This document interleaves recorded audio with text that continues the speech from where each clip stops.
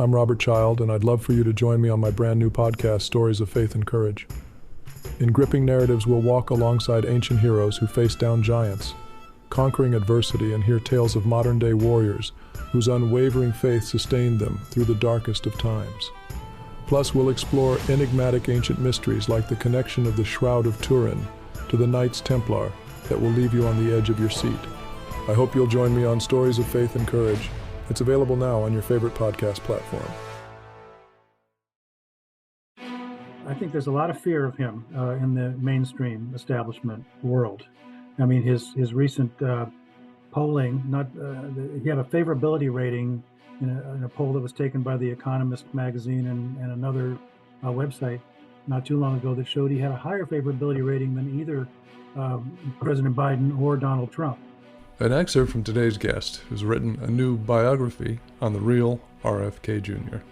New York Times bestselling author Dick Russell is here, and I'll speak with him right after this break. I'm Robert Child, and this is Point of the Spear.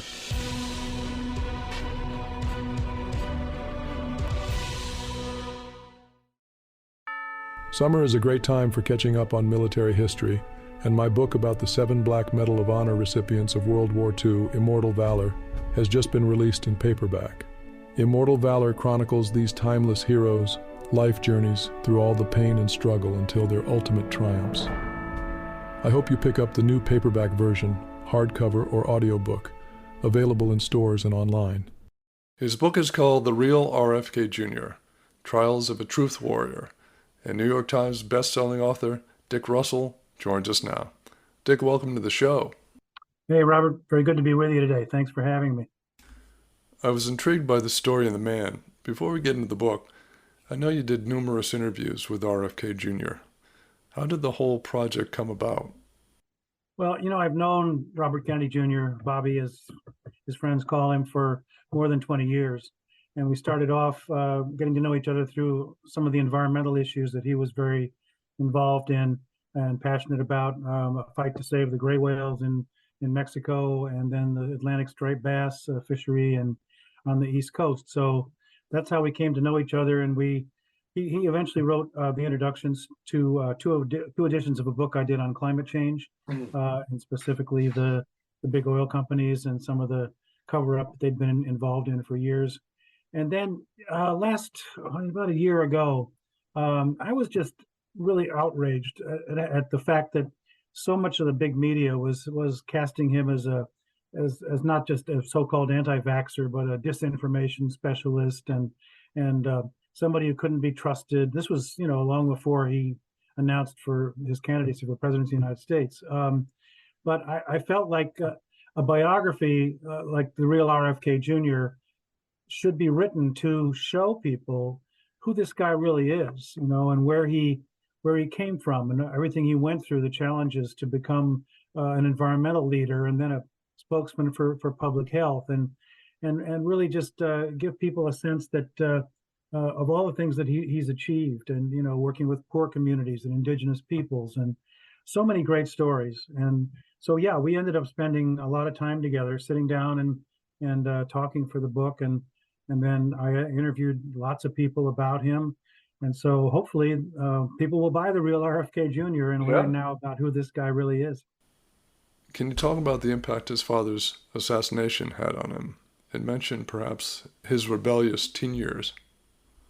Oh, it was traumatic. I mean, you can imagine for the whole family. I mean, he has 10 siblings, and of course his uncle had been assassinated 5 years earlier in 1963.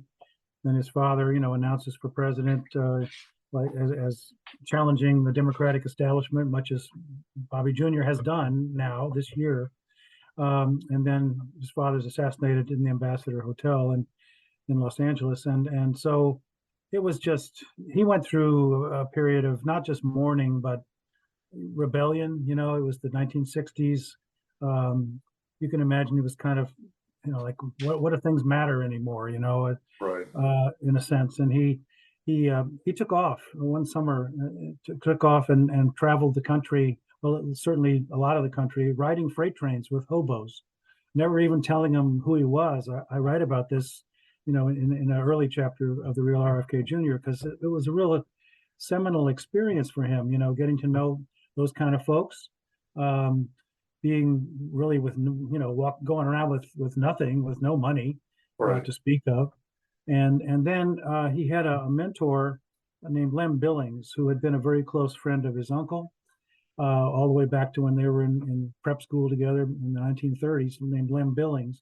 And so Lem had a ranch in Colombia, and he took Bobby there, took Bobby under his wing, because he sensed this, tremendous future in him of all the Kennedy siblings, that he maybe could be the one to, assume the mantle eventually in political life. And so he lived in these indigenous villages when he was young also. And for a long time, he was an addict, a drug addict, and he drank a lot. And he's perfectly open about that today, because eventually it took a while, 14 years, for him to be in his late 20s before he had a very close call with not making it further on this planet. And he went into rehab, Mhm. and he still to this day goes to AA meetings and has helped just dozens of people who were in the same boat as he was, and Yeah. he's been through it, and it came out of it a much stronger and really a much more spiritual person, I would say. Let's turn to his environmental activism. What do you believe drives that? Well, part of what drives it is that when he was a kid, he was the nature boy of the family. I mean, he had a menagerie of animals. I mean, they grew up in rural Virginia, so yes, it was a very nice place in Hickory Hill, but it was out in the country, and he had an appreciation very young for nature. He wanted to be a veterinarian actually Hmm. when he was a kid, and his father supported that, thought that was a good idea, and he became a falconer when he was very young, training these birds to fly away and come back to you and land on your arm, and loved birds. I mean, was really really into birds, and at the same time he had, I guess you would say, in a sense, a mentor very young in Rachel Carson, who people may remember. She wrote a book called Silent Spring, among other books. She was a brilliant writer, and Silent Spring really took on the pesticide industry, the DDT, spraying of DDT all over. It happened in my neighborhood when I was a kid. I remember in rural Chicago, growing up in suburban Chicago, Mhm. and so she was vilified by the big media and certainly by the big chemical companies for pointing out the dangers of DDT. But his family took her under their wing, and brought her to the house, and he was introduced to her at a young age, and so his environmental activism, I think, was inspired by that, because eventually it took a long time, but DDT was banned in this country Right. in 1973. So when the EPA was first formed, so these were formative experiences that I describe in my book as well. His candidacy now seems like a breath of fresh air, at least to me. He threatens the entrenched order of the Democratic Party. Can you speak on that? Yeah, I think he is a threat to the established Democratic Party and to, he wants to change, to take the political system back to what he recalls it being when his uncle and his father were around. And that was, he calls himself, I'm a Kennedy Democrat, which is Right. not really the party that we have today with President Biden and those who surround him. I mean, that he's very much opposed to what we are known as the neocons, which were around during the early during the years of George W. Bush's presidency too, and pushing us into the war in Mhm. Iraq, which was, as we now know, and even knew then, there were no weapons of mass destruction in Iraq, and Saddam Hussein had nothing to do with the 9/11, and yet there were these people who were pushing this lie, including some Right. of the media, pushing us to go to war there. And it's been a complete disaster, for the Iraqi people. So now we have a similar situation in a way. Not, I don't want to equate it exactly, but the Ukraine war. Bobby Kennedy has really been pushing back and saying, we've got to settle this. We're pouring, hundreds of millions of dollars, billions of dollars into supporting the Ukrainian uh, cause, And it's not that it's not a noble cause, as he says, and he doesn't like Vladimir Putin, but he feels like there are certain reasons that Putin went into that situation. The fact that we agreed with the Russians a long time ago not to push NATO east of where it was then, and that certainly did do that in recent years. And so he thinks, we've got to have a peace settlement there because it's just draining our country as well. And the middle class is suffering even more than it did during the pandemic, when so many businesses closed during the lockdowns, which again he does not support or did not support, and feeling that they were unnecessary and in some ways draconian. So he's challenging his own party on these things, and interestingly, kind of finding more support probably among independents and even a lot of Republicans than he has among traditional liberal Democrats. The question is whether they're really liberal Democrats anymore or not, I guess. Well, I believe people are seeking something completely different in a political leader. What type of president do you think RFK Jr. would make? I think it would continue to be a challenge to the existing order, but at the same time, he would return things to, hopefully, a sense that of America's role in the world as something that people look up to. I mean, he's spoken of America as once used to be an exemplary nation, and he grew up during that period. And but we've come a long way from that, and he's pointed out, and I write about quite a bit in the book, in the Real RFK Jr., how we've had corporate capture of the industries that our federal agencies are supposed to be regulating. That it certainly has happened with the EPA, and he saw this in many, many instances. Took on Monsanto Chemical and ExxonMobil and these corporations that really have been running the show more and more in recent years. And so I think he's also pointed that out, of course, with the pharmaceutical industry and how it's being, it never used to be able to advertise on TV. I have a number of chapters in the book about public health as well, and trying to point out the fallacies and the censorship of him that's been so widespread, and what he's really saying. I mean, he's never said he is opposed to vaccines completely.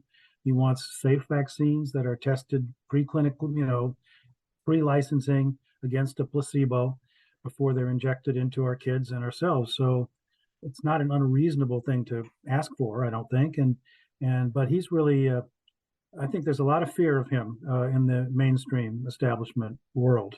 I mean, his recent polling, he had a favorability rating in a poll that was taken by The Economist magazine and another website not too long ago that showed he had a higher favorability rating than either President Biden or Donald Trump. So I think that shows that, a lot of people are ready for something new and for a leader that will challenge the status quo of things and try to, he's talked a lot about let's do something about the middle class in this country, which is disappearing, and all these billionaires that have been created during the pandemic. We need to do something different as a country and bring this divided country together. And that's the reason he told me at one point he was going to run, is because he didn't see any other candidate that was going to be able to, as he puts it, heal the divide. Because we can talk about this if you want. I mean, he's been working with Republicans on people across the aisle for a long, long time, and many of his environmental fights. He knows how to do that, and he works with the common people. He works with commercial fishermen and farmers, and so that's the story. The book is called The Real RFK Jr. Trials of a Truth Warrior. Dick, thank you so much for being on the show. Robert, thanks so much for having me. Really great to talk with you. That's it for this episode. Thanks so much for joining me. And if you like what you hear, leave a review or a rating, or just click the follow button. And be sure to check out our Point of the Spear YouTube channel with bonus video material plus full military history documentaries. There's tons to explore, and I hope you check it out. I'm Robert Child, and this has been Point of the Spear. Music licensed from audioblocks.com.